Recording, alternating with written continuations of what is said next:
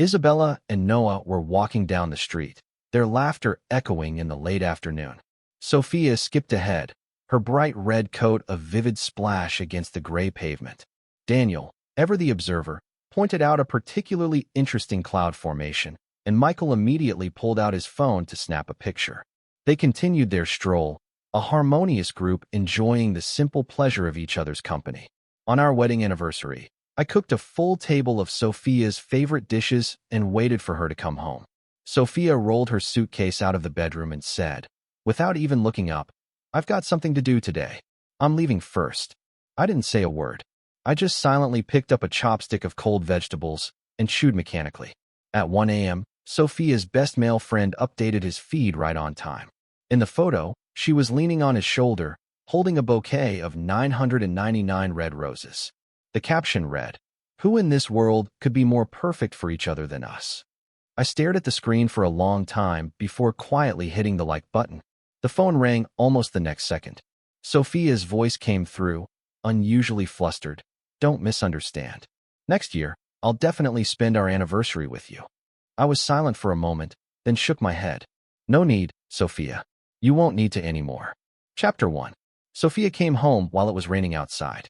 In the past, on days like this, I'd always hold an umbrella and wait for her at the entrance of the apartment complex. But today I just sat quietly at the dining table, eating the already cold lunch.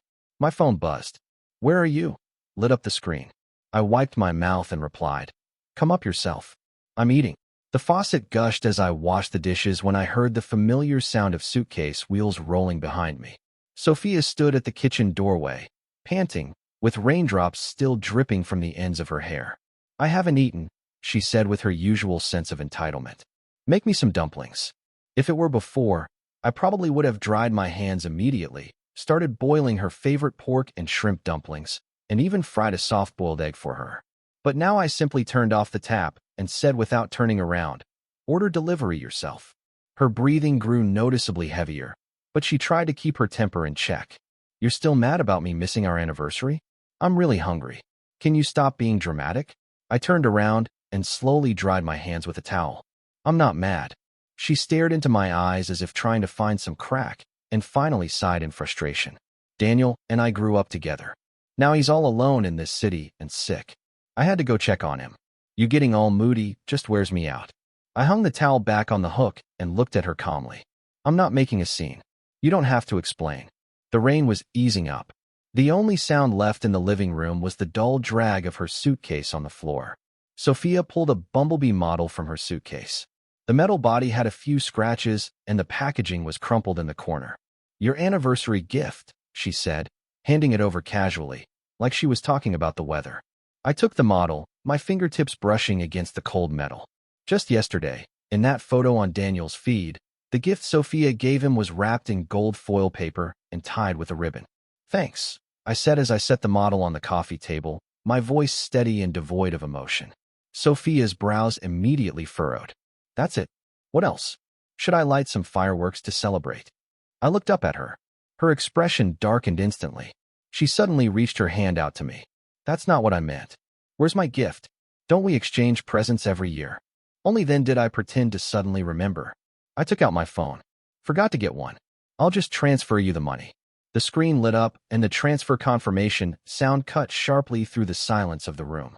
Sophia's hand froze midair. Her pupils trembled ever so slightly. This was the first time in 5 years that our wedding anniversary gift tradition was broken. The jacket on the coat rack still carried the dampness of the rain as I put on my coat and walked toward the door. Sophia finally came to her senses. "It's raining. Where are you going?" "Drinking." I shut the door without looking back, locking her question behind me.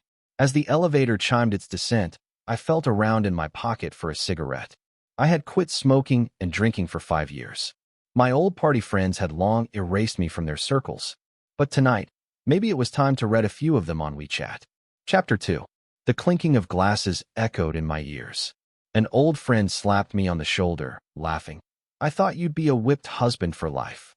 I tilted my head back and downed yet another drink. I'd lost count. The burning sensation in my throat felt oddly satisfying.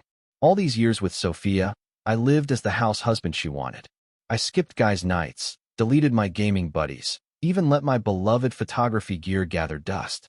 My phone lit up. Transfer declined. The notification cut into my eyes like a blade. At 1 a.m., the entryway light cast Sophia's shadow long and thin. She sat on the sofa with her arms crossed, her nails scratching faint lines into the leather upholstery. Seeing me stumble through the door, a flash of contempt flickered in her eyes. What are you even pretending for? Drowning your sorrows in alcohol? Pathetic. I steadied myself with the dining table and slowly sat down. My stomach churned with liquor, blurring my vision. Didn't I tell you I hate the smell of alcohol? She leaned back in disgust. Whatever. I'll say it again. Daniel is just a friend. Are you seriously putting on this whole tragic act for sympathy? The night wind slipped through the gap in the unlatched window. My head cleared a little. I absently rubbed the rim of my glass and suddenly let out a laugh. You've got it wrong.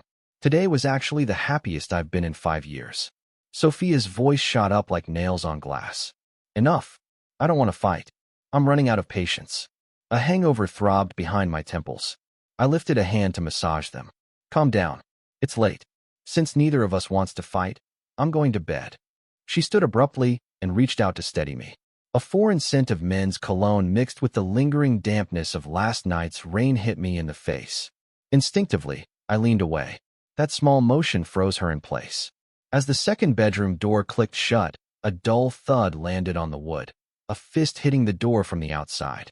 I threw myself into bed. For the first time in over 5 years, I didn't warm up a glass of milk for her before bed. Morning light filtered through the curtains as the living room TV played the morning news. Sophia sat on the sofa with her arms crossed, tapping the remote with her fingernails. She glanced at me, ice crystals forming in her gaze. I knew she was angry, but I didn't try to smooth things over. I washed up, got dressed, and headed straight for the front door. At the office, I placed my resignation letter on my desk. I had chosen this small company only because it was close to home, convenient for looking after Sophia. Now that was no longer necessary.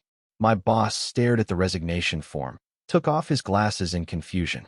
Lucas, you're one of our most promising talents. Are you sure you don't want to think this over? 3 years ago, I picked this office only because it was directly across from Sophia's workplace. Now, sitting in my inbox was an acceptance letter from a top design institute in Munich. What I gave up at 22 for Sophia, I was finally reclaiming at 28. Thankfully, it's not too late. After resigning, I wrapped up my remaining work and called an old friend to share the good news. Congrats, he said, but then hesitated. So what about Sophia? Are you guys doing long distance or something?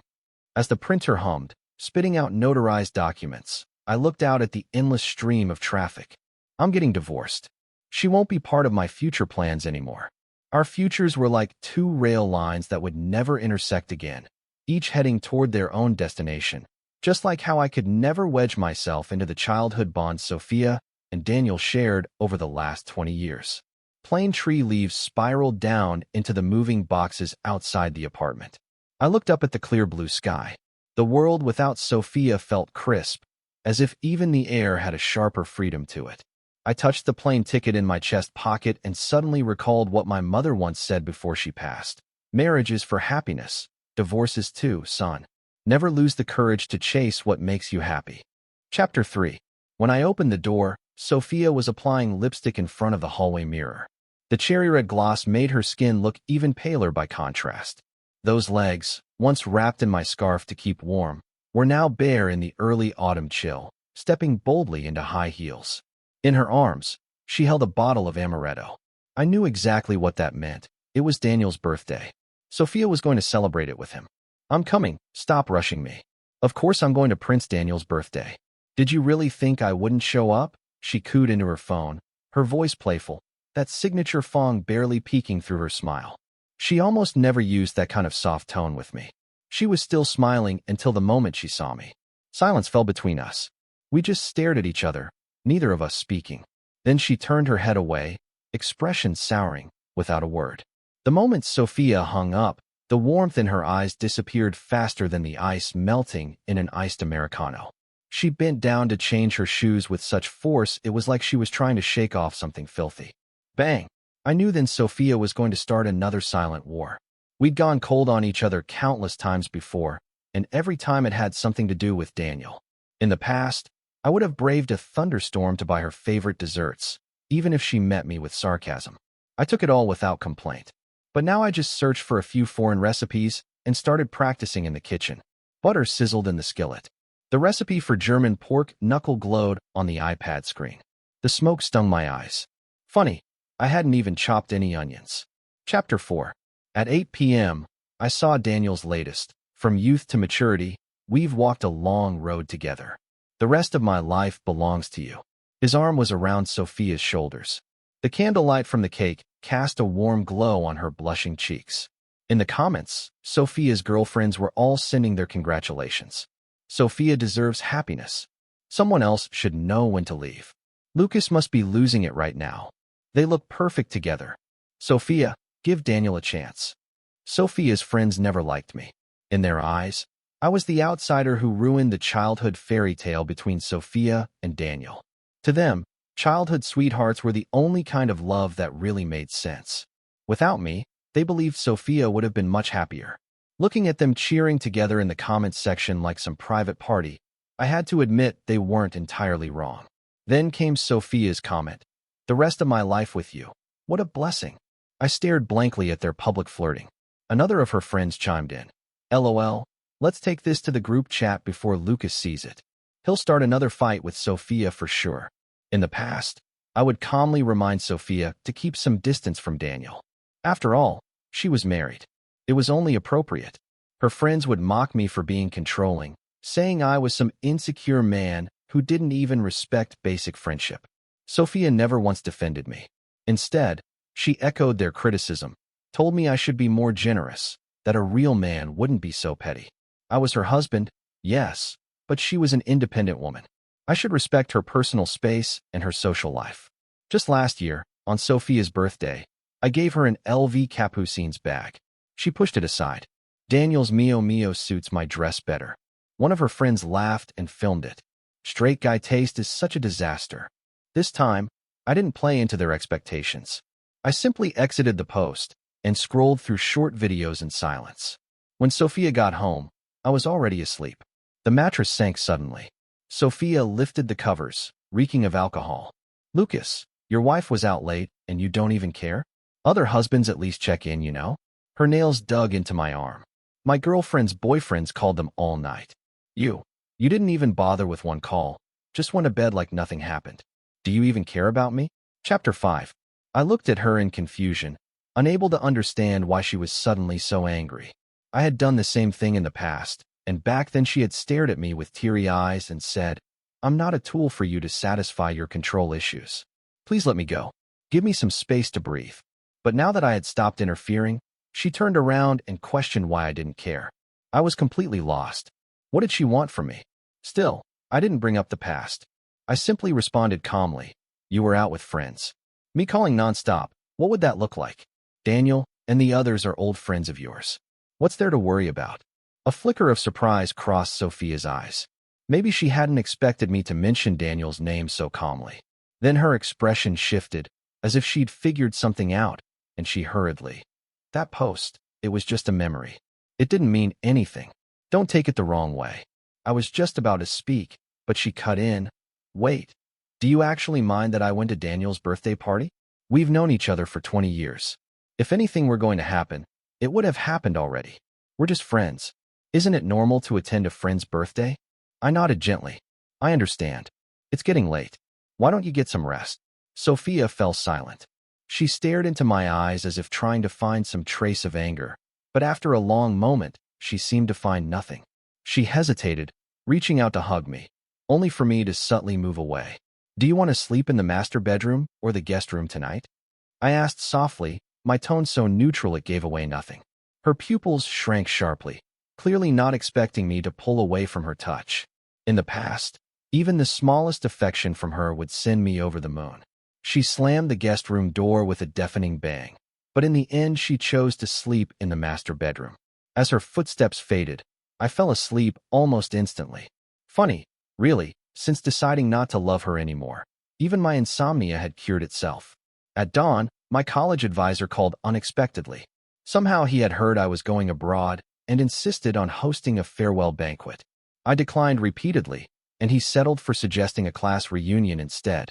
With the conversation at that point, I had no choice but to agree. But the moment I pushed open the private dining room door, Sophia's figure was the first thing I saw. Of course, she had always been the professor's favorite student. What I didn't expect, though, was to see Daniel standing right next to her. I was puzzled. Did they need to be attached at the hip even for this? Sophia's gaze sought me out through the crowd, her eyes soft with unspoken invitation. I lowered mine and walked toward a corner. They stood side by side like a perfect match. Why should I ruin the picture? Daniel caught my glance and lifted the corners of his mouth in a taunting smirk before replacing it with an apologetic expression. Sorry for crashing your reunion. I was bored and Sophia brought me along. Chapter 6. Sophia opened her mouth a few times, but said nothing. Her fingers fidgeted with the edge of the tablecloth, restless. I picked up my glass, nodded slightly toward the professor. If even you don't mind, sir, then of course I wouldn't. As the wine slid down my throat, my phone began to buzz nonstop in my pocket. A screen filled with messages from Sophia. I only brought him along because it was on the way. If it upsets you, I won't bring him again. Let's go home together after dinner, okay? I set down the wine glass and tapped a reply. No need. You can go with Daniel. I drove here. Then I flipped the phone face down on the table and focused on the now cold mandarin fish on my plate. After a few more rounds of drinks, the room was thick with nostalgia. The professor stood up, wobbling slightly. The red wine in his glass wavered dangerously. Back then, you were my most promising student, he hiccuped. You always said you'd go abroad, so what changed? The wine glass sparkled under the light as his voice suddenly rose. But now look at you, finally going to the Design Institute in Munich, finally chasing your dream. His hand trembled as he raised his glass. This one is for your bright future. I stood and downed the drink in one go, the alcohol burning my throat. Out of the corner of my eye, I saw Sophia's face go pale instantly. Her chopsticks fell onto the bone plate with a loud clatter, shockingly clear in the noisy room. Her knuckles turned white as she clenched her fists. Her voice squeezed out through gritted teeth. Professor, what did you mean about Munich? The professor swirled his glass and laughed, eyes hazy with drink. Lucas didn't tell you. He's flying to Germany next week. This dinner might be our last chance to see him. He gave my shoulder a hearty pat. After he said it, all color drained from Sophia's face. Chapter 7. She suddenly grabbed my wrist and, under the stunned gazes of our classmates, dragged me out of the private dining room. The hallway light stretched her shadow long against the floor. She pinned me against the wall, her voice trembling. Going abroad? When did you decide this? Why was I the last to know? There was a shimmer of moisture on her lashes. Lucas, we're married. I'm your wife. I had to hear about this from someone else. Have we grown so distant that we don't even talk anymore? I calmly smoothed out the wrinkles she had left on my sleeve. Oh, it's not a big deal. Her anger flared. Then what is a big deal to you? You didn't even tell me about this. Am I still your wife or not? A faint, detached smile tugged at my lips. I made the decision on Valentine's Day. You looked like you were having a great time with Daniel at Disneyland. I didn't want to ruin your mood. Then I just forgot. Her face changed like she'd just taken a punch straight to the gut. Panicking, she gripped my fingers, her palms damp and cold with sweat. But I'm your wife. Something like this, wife. I let out a short laugh. It made her flinch. Remember when I used to text you every time I worked late? Who was it that got annoyed and said? I mimicked her past tone, full of irritation. Can you stop sending me all this pointless stuff? You're taking up my phone storage. Her breathing hitched just barely. In the dim hallway, it melted into a near-silent sigh. How long will you be gone? She asked, her voice as soft as a feather falling. I rubbed the faint, long-gone ring mark on my finger and answered vaguely. About 2 years, probably. I thought about it, and still chose not to tell her the full truth. I never planned to let her know about it. Tonight was just an accident. 2 years. She looked up sharply, shock unmistakable in the light. My silence said everything. The air between us froze. After a long pause, she suddenly grabbed my sleeve, her fingertips trembling. Can we go home together tonight? The pride in her eyes had been replaced by something that looked like pleading. Just as I was about to respond, the private room door burst open. Daniel stumbled out, practically melting onto Sophia like soft-serve ice cream. The The reek of alcohol filled the hall as he pressed his burning forehead into the crook of Sophia's neck. "Sophia, I don't feel good." Sophia froze like she'd been shocked, her eyes darting to me in panic. She tried to push him off, but Daniel's weight had her pinned in place. "We're not usually like this."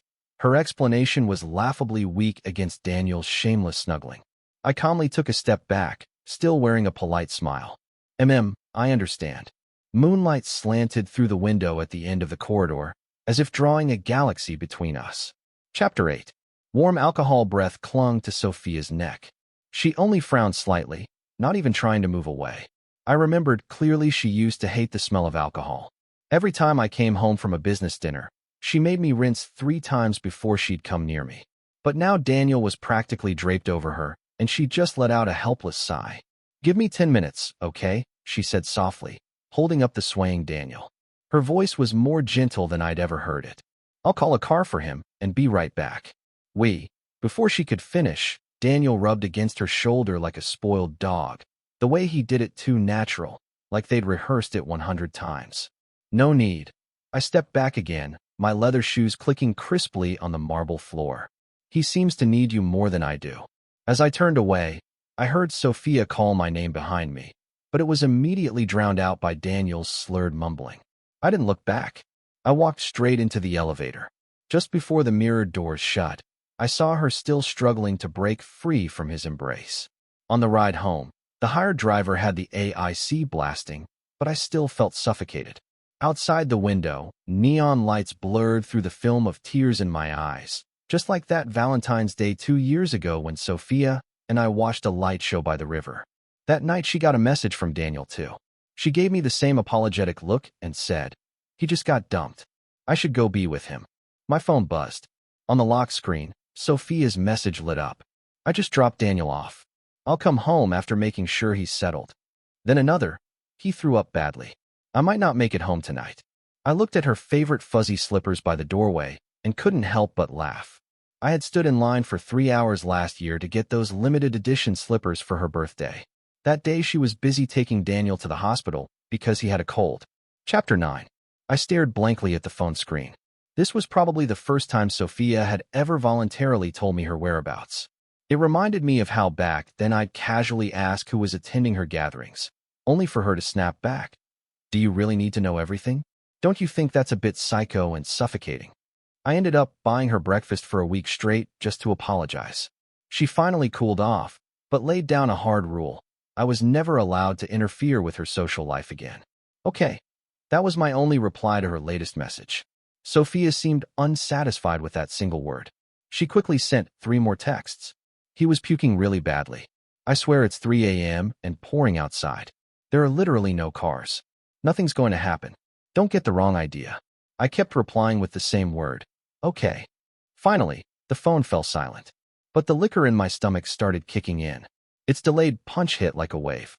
I ended up in the bathroom, vomiting until the room spun. My reflection in the mirror had bloodshot eyes.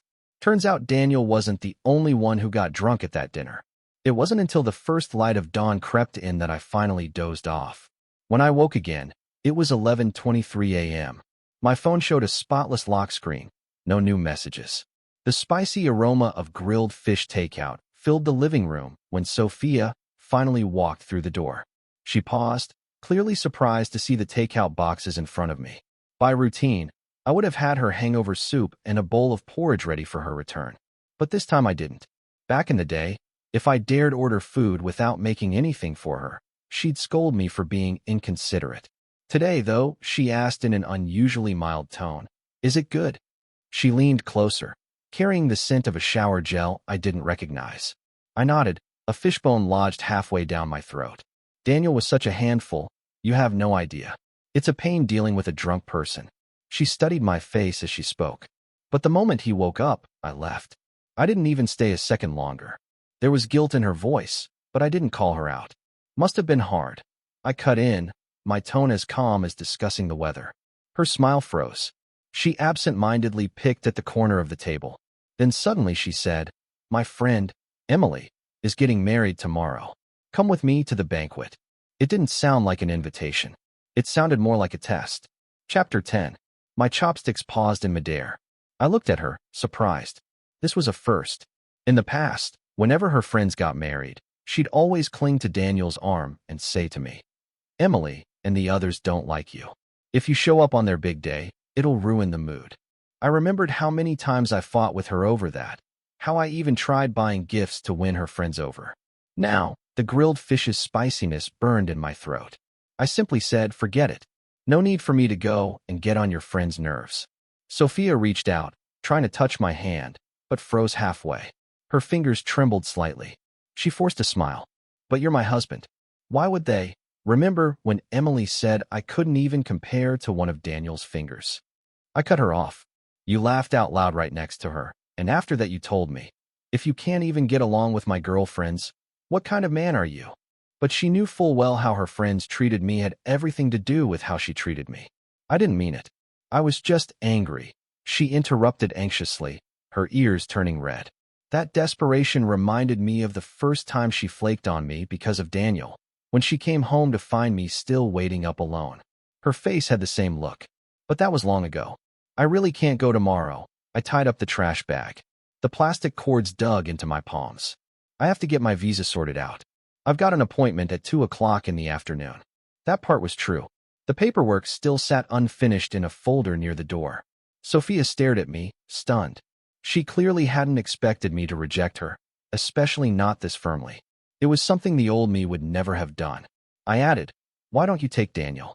He gets along so well with your friends, doesn't he?" Her face went completely pale. Panicked, she grabbed my wrist, her nails digging into my skin like she could hold on to something slipping away. "Then I won't go. I'll stay with you.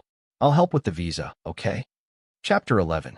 I slowly wiped the oil from the corner of my mouth. "No need. It's your best friend's big day. It wouldn't look good if you skipped it." Her fingers absently rubbed along the edge of her phone. "Then I'll really bring Daniel, okay?" Her voice was cautious, testing the waters, like she was bracing herself for my jealousy. "Sounds good." I even smiled. "He's close with Emily and the others too." Sophia's eyes widened in shock. She leaned closer, staring into my pupils like she was searching for even a hint of dissatisfaction. "Lucas, you really don't mind?" I almost laughed. She once ditched me on my birthday to spend the night with Daniel. I waited outside her office for 4 hours just to explain myself, and she told me I was being clingy. Now she was chasing me, hoping I'd be jealous. "You two grew up together. Taking him along makes perfect sense." I stood up, and began tidying up the food containers. The plastic bowl crinkled faintly in my hands. Suddenly, she grabbed my wrist. "Then tomorrow morning, let me take you to the visa office." Her voice carried a stubbornness that left no room for refusal. I thought for a moment, then didn't say no. To be honest, I didn't feel like driving anyway. Having a ride didn't sound so bad. Her eyes lit up instantly. She moved as if to take my hand, but I turned to grab a water glass instead. "You stayed up all night. You should get some rest." I gestured toward the redness under her eyes. "I've got a bit of a headache from the charcoal. Gonna lie down for a bit." Before she could respond, the bedroom door had already closed gently between us. The soft click of the lock sounded like a period at the end of a long dragging. When morning light seeped through the curtains, Sophia was already busy in the kitchen. I stared at the steaming fried egg on the table, suddenly remembering the last time she cooked breakfast for me. It was 3 years ago on my birthday. The leather of the passenger seat creaked under me as I sat down. How long had it been since I last sat here? Probably since that rainy day 2 years ago. I was waiting outside the office, hoping Sophia would pick me up on her way home. I waited 3 hours. She never came. Rain trickled from my hair down the back of my shirt. When I finally called, she snapped. "You're a grown man. What's a little rain? Go home by yourself. I'm not arguing with you." That same night, Daniel posted a photo. She was holding an umbrella, her hand affectionately resting on his shoulder. The car stereo played my favorite piano piece. Sophia kept turning her head, trying to make conversation. I smiled politely, tapping my fingers on my knee in rhythm. Then suddenly, Daniel's custom ringtone cut through the calm. It was that song, the one she used to sing for me. She'd set it as my ringtone once. Sophia's hands tightened around the steering wheel. Her eyes darted toward me in a panic. "Answer it." I rolled the window down. The crisp early autumn breeze carried the scent of osmanthus inside. "Sophia?" Daniel's voice was slow and sleepy. I've got my suit on. Are you on your way to pick me up? Not today. You'll have to get a cab. Sophia spoke quickly, suspiciously fast. I raised an eyebrow, glancing at the rearview mirror. To my surprise, I was smiling. There was a short pause on the other end of the call. But it's raining, Daniel said, suddenly sounding pitiful. You always used to pick me up before. Chapter 12. Daniel's voice took on a playful, pleading tone. If you don't come get me, I'll have to walk in the rain. You really want to see me soaking wet like a sad little puppy? Hesitation flashed across Sophia's face. Her fingertips tapped anxiously on the steering wheel. Through the rearview mirror, I saw the familiar furrow in her brow. It was her default expression every time she had to choose between me and Daniel. I have it. I knew what was coming next. Lucas, why don't you get off here? It's easy to catch a ride from this area. I saw the indecision in her eyes and spoke up before she could. Go pick him up, Sophia. She responded quickly, almost flustered. But what about you? Forget it. I'll just take you there first. I unbuckled my seatbelt. No need. Just pull over anywhere. But you, her voice suddenly caught, as if she was just realizing how absurd this choice really was. At a red light, I pointed at the sidewalk. Here's fine. Easy to get a cab. As I opened the door, the leather seat let out a sound like a sigh of relief. Sophia rolled down the window. The morning breeze caught the loose strands of her hair. I'll come back early tonight and cook for you. There was a look in her eyes I hadn't seen in a long time. Something soft, apologetic. It reminded me of the time she forgot my birthday last year. Go on. I bent down slightly and smiled at her. Wouldn't look great if the bridesmaid shows up late.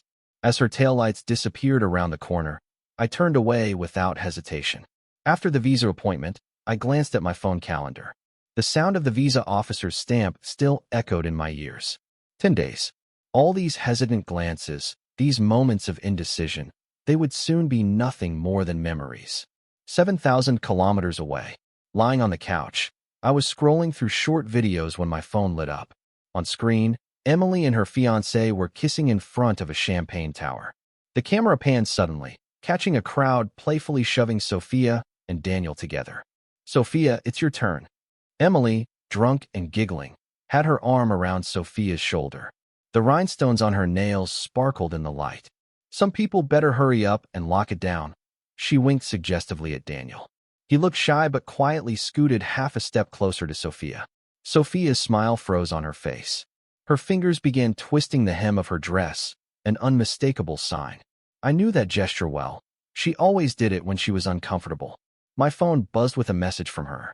We were just goofing around in the video, followed by 3 nervous emoji faces.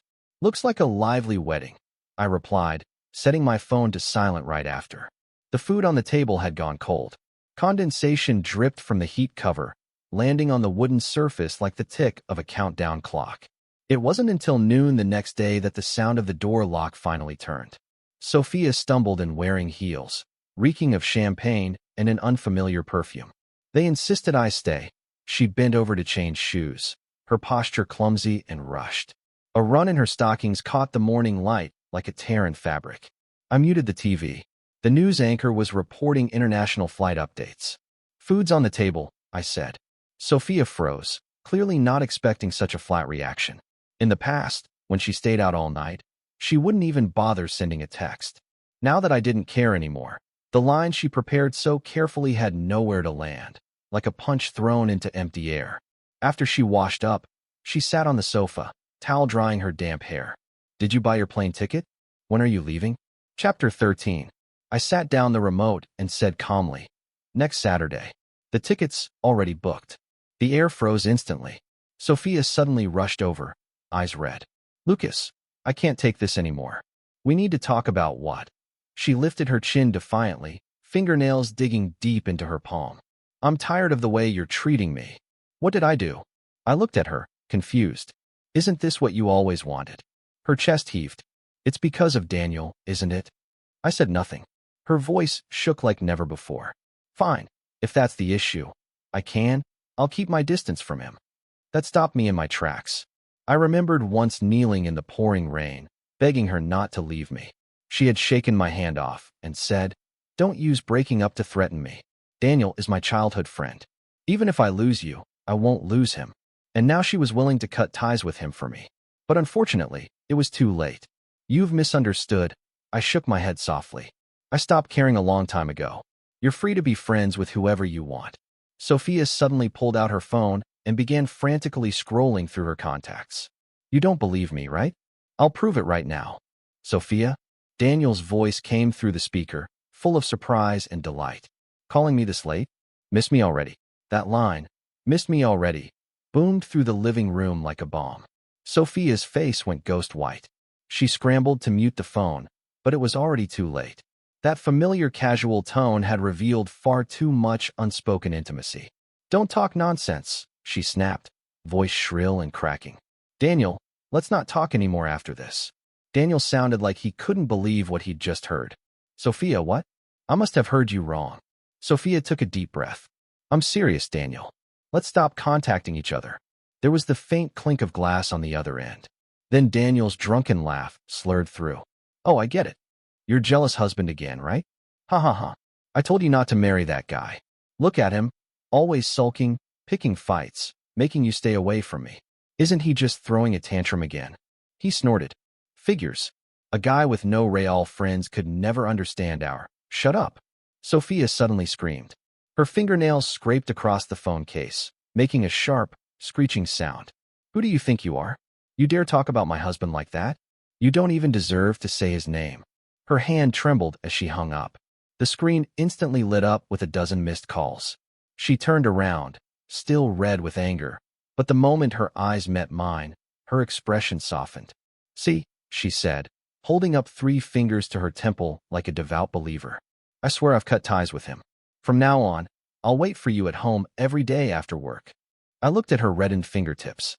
Those same hands had once carefully baked a cake for Daniel's birthday, yet she always claimed she didn't have time to learn how to make the braised pork ribs I liked. The divorce speech I prepared rolled onto my tongue, then twisted itself into something else. You don't have to cut him off for me, Sophia. Let's just get a divorce. She suddenly lunged forward and covered my mouth. Her palm smelled of sweet champagne and a man's unfamiliar cologne. Tears swelled in her eyes, trembling at the edge of falling, catching the glow of a street lamp that had just flickered on outside, like twin pools of moonlight on the verge of breaking. Chapter 14. The sound of her tears hitting the floor was loud and rhythmic, like the ticking of a clock in the silence of the living room. Sophia's makeup was ruined, mascara streaked into 2 gray smudges beneath her eyes. It was the first time I'd ever seen her cry like this, completely falling apart. Back then, if she got a tiny paper cut on her finger, I'd rush out at midnight to buy Band-Aids. But now I just stood there quietly watching her trembling shoulders, and suddenly it felt absurd. Sophia, proud as ever, was actually crying for me. I'll go with you. She grabbed the hem of my shirt, her knuckles white. Her voice choked as she looked up at me. I'll go abroad with you. I'll give up everything here. I knew how much it must have taken for her to say that. All her friends and family were here. Her career was flourishing. But if she left with me, she'd be cutting all of that off, starting from scratch. I turned my face away. In the reflection on the window glass, her swollen red eyes looked back at me. That familiar stabbing in my chest returned. I thought I was numb to it by now. But now that this moment had come, why did it still hurt so much? No. I gently pried her fingers off me. Sophia, She threw herself into my arms. Tears soaked through my shirt, cold against my skin like the Valentine's rain that year. Please. Her voice broke into pieces. I'll die without you. Take me with you. Don't leave me behind. It took everything in me to speak. I'm sorry, Sophia. I can't take you with me. She clung to me tighter, her tears soaking deeper into the fabric. I'll give up everything for you. I don't want anything else. I want you. Please take me with you. I've always been soft-hearted, but this time I pushed her away. Let's get a divorce. We were never from the same world. I'm tired now. I just want to return to my own. Her tears wouldn't stop. Her voice was raw and no. I don't agree. As long as I don't agree, we can't get divorced. I let out a bitter laugh. You should be happy. You never wanted to share your life with me. You hated being questioned. Well, after today, no one will question you again. No, I was wrong. I know I was wrong. Please, baby, just give me one more chance. I closed my eyes, then opened them slowly. And finally, I pushed her away. Let's get divorced. Saying it brought an unexpected sense of relief. Just as you wished. No one will ever interfere with your freedom again. Sophia lunged at me again, scratching my arm and leaving angry red marks. We promised we'd spend next year's anniversary together. There is no next year. I gently brushed her hands away. Sophia, there really is no next year for us anymore. Chapter 15. Sophia's crying shattered the silence of the night. She clung tightly to the hem of my shirt like it was her last lifeline. She kept begging, saying she wouldn't agree to the breakup, that she wanted to go abroad with me. In the end, I couldn't bring myself to be cruel. The moment I nodded, she threw herself into my arms so hard it made my ribs ache. Expressionless, I let myself feel that last embrace. At first light, the dull sound of suitcase wheels rolled across the carpet. Through the crack in the bedroom door, Sophia's curled-up silhouette under the blanket reminded me of the first time I saw her, dozing off unguarded in the library corner. My knuckles hovered on the doorknob for a long time. In the end, I only whispered a few words, "Sophia, goodbye." The airport's robotic announcements droned on about flight statuses. My phone buzzed constantly in my pocket, Sophia's messages growing more frantic by the minute. "Where did you go?" 8:23 a.m. "Please call me back." 8:37 a.m. The last message comes with a location screenshot. "I'm at Terminal 2 at 9:15 a.m. I rubbed the edge of my boarding pass and suddenly remembered that college graduation trip. She'd gone looking for me just as frantically back then too, but it was to ask for a ride to take Daniel to the hospital with sudden stomach pain. "Lucas!" Her scream tore through the noise of the terminal like a blade. I turned. Sophia was stumbling through the security line, crying hard. Her hair stuck to the tear-streaked mess of her face. In her hand was the wedding photo I had left in the drawer. I paused at the boarding gate, but I didn't look back. The phone vibrated in my palm again. Her final message burned into my vision. "Lucas, you lied to me." My fingertip hovered over the screen for a long while before I finally replied. "And how many times have you lied to me? This time, let's just call it even." That message sat next to one from 3 years ago, when she texted, "Working late tonight," with a photo from Daniel's feed attached. A candlelight dinner. Back then, when I was the one being lied to, my heart broke. I wonder, this time, will Sophia feel the same way? During the 12-hour flight, clouds churned past the airplane window like waves. In the reflection of my new apartment's floor-to-ceiling glass, the first snow of a foreign winter fell quietly. Unread messages from Sophia filled the blocked list, 99 plus. Sometimes I still woke up at night, reaching for my phone out of habit, only to see the single, lonely mug on my bedside table. It was a couple's set. The other one had shattered during Daniel's birthday party. Sophia dropped it by accident. Late the following autumn, at a project celebration dinner, a familiar number lit up my screen just as I accepted a glass of champagne. The moment I answered, her broken sobs crossed the time zones. "You promised you'd only be gone 2 years, Lucas. You lied to me." Outside, Munich streets flickered with neon in the twilight. I looked at my reflection in the glass. Calm, unreadable. "Yes, Sophia, I lied to you." The dial tone echoed as she hung up, startling the pigeons on the windowsill. In the distance, the river shimmered under the streetlights. It looked just like the ripples in the campus fountain the year she lost the necklace I gave her. Only this time, no one would be staying up all night diving in to search for it.